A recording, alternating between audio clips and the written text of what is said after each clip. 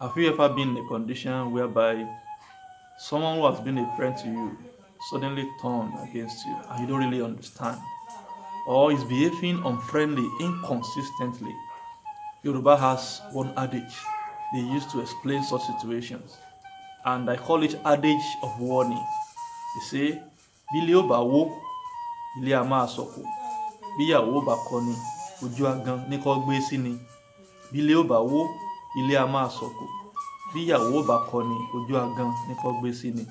Interpreted, it means, if a house wants to collapse, the house won't just collapse all of a sudden.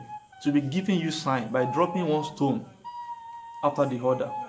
Also, if a wife wants to divorce the husband or vice versa, there will be some strange behaviors from either party before the actual day of divorce.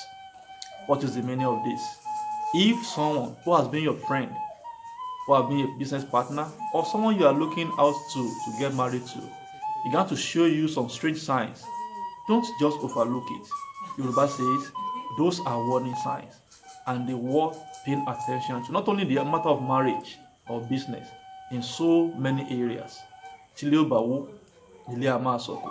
Tíyàwó ò bá kọni, ojú agan ní kọ́ gbé sí ni.